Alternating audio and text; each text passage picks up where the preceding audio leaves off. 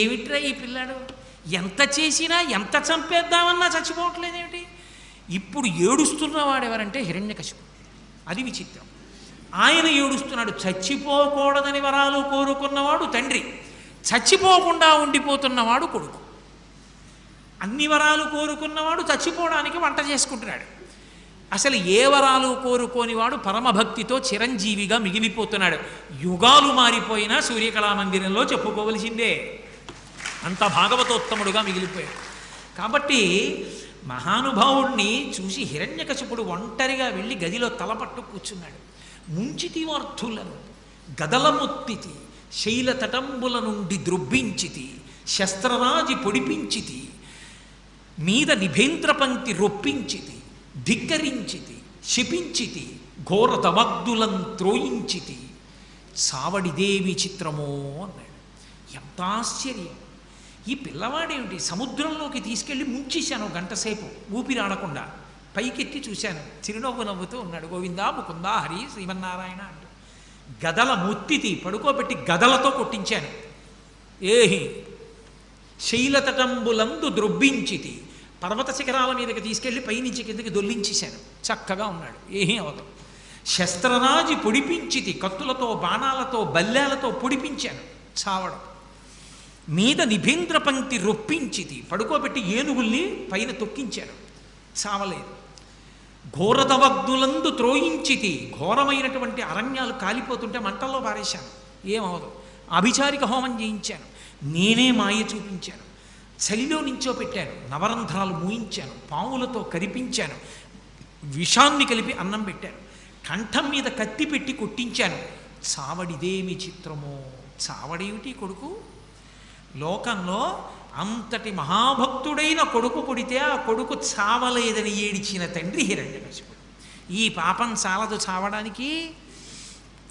ఇంత ఏడిస్తే ఆఖరికి గురువులు ఆదుకోవాలి కాబట్టి ఎడవకయా కొడుకు చచ్చిపోలేదని వాడికి ఏదో కొంత రాజనీతి శాస్త్రం నేర్పి ఇంద్రుడి మీద వైరం నేర్పుతాంలే అని మళ్ళీ తీసుకెళ్ళారు. మళ్ళీ పాపం వాళ్ళు చెప్పే పాఠం చెప్పారు. మళ్ళీ ఒక రోజున ఎంత గురువుగారైతే మాత్రం ఆయనకేం పని ఉండదా ఏమి, ఏదో ఆ చండుడు అమర్కుడు పని మీద బయటికి వెళ్ళారు. పిల్లలందరినీ చుట్టూ కూర్చోబెట్టుకున్నాడు. ఒరే గురువుగారు చెప్పిన మాటలు రోజూ వింటున్నారు, నేను కూడా మీకు 4 మంచి మాటలు చెప్తాను, వినడం ప్రారంభం చేయండి అన్నాడు. చెప్పమన్నారు. ప్రహ్లాదుడు అన్నాడు, ఒక వ్యక్తి యొక్క వయస్సు 100 సంవత్సరములు ఉంటుందనుకుంటే అందులో నిద్రలో పోయేటటువంటిది 50 సంవత్సరాలు. మిగిలిన 50 సంవత్సరాల్లో బాల్యము వృద్ధాప్యము ఈ రెండు, ఒకటి అజ్ఞానము ఒకటి చింత, ఈ 25 ఏళ్ళు తీసేస్తే మిగిలినవి 25 ఏళ్ళు. ఈ 25 ఏళ్లలో ఒంట్లో బలం ఉండి భగవంతుణ్ణి అర్చించి శాస్త్రాలు చదువుకోగలిగిన వయస్సు 25 ఏళ్లలో కామము చేత యవ్వనము యొక్క ఉద్ధతి చేత కాలమంతా పాడైపోతే మళ్ళీ పుట్టవలసినటువంటి అవసరం ఏర్పడుతుంది. మనుష్యుడు లోభగుణం చేత ఎప్పుడూ కూడా పంచతన్మాత్రలైనటువంటి శబ్ద స్పర్శ రస రూప గంధములను 5 పునఃపునః పొందడం కోసమని జ్ఞానేంద్రియములైన కన్నులతో చూడకూడనివి చూస్తూ, ముక్కుతో వాసన చూడకూడనివి చూస్తూ, చర్మంతో ముట్టుకోకూడనివి ముట్టుకుంటూ, నాలుకతో తినకూడని విధంగా తింటూ, చెవులతో వినకూడనివి వింటూ, కొత్త పాపాలు మూట కట్టుకుని పరమేశ్వరుడిచ్చిన అవయవాలతో గత జన్మలలో చేసుకున్న పాపములను త్రోసిరాదని పుణ్యాత్ముడై బ్రతకడం పోగా కొత్త పాపములను తెచ్చుకుంటున్నాడు. కాబట్టి మనుష్యుడు ఇలా లొంగకూడదు, తనని తాను జాగ్రత్త చేసుకోవాలి. హరినామ సంకీర్తనము భగవద్భక్తి కన్నా దివ్యమైనటువంటి ఔషధము లేదు. శ్రీమన్నారాయణుని యొక్క పాదార విందముల యందు సంతతము మనసు ఉంచి భక్తితో జీవనం సాగించినటువంటి వాడి యొక్క పాపములన్నిటినీ పరమేశ్వరుడే కాల్చేస్తాడు. అందుకే మనందరం కూడా భక్తితో ఉండడం ప్రారంభం చేద్దాం. శ్రీహరినామాన్ని కీర్తించినటువంటి వాళ్ళ పాపములన్నీ కాలిపోతాయి. కాబట్టి మనందరం కూడా భగవన్నామ సంకీర్తనం చేద్దాం. అజ్ఞానంలో కొట్టుకుపోకండి, నా మాట వినండి, మీ అందరూ కూడా ముకుంద స్మరణం చెయ్యండి అన్నాడు. వాళ్ళన్నారు, నువ్వు మాతో పుట్టావు, మాతో పెరిగావు, మాతో ఉన్నావు, మా దగ్గర నుంచి బయటికి ఎక్కడికి వెళ్ళలేదు, మాకెవ్వరికీ గురువుగారు ఎప్పుడూ చెప్పని విషయాలు నీకెవరు చెప్పారు, నీకు ఎలా తెలిసాయి ఇవన్నీ అని అడిగారు. అప్పుడు చెప్పాడు, మా తండ్రి గారు తపస్సు చెయ్యడానికి వెళ్ళినటువంటి సమయంలో నా తల్లి అయినటువంటి లీలావతీదేవి యొక్క గర్భంలో నేనున్నాను.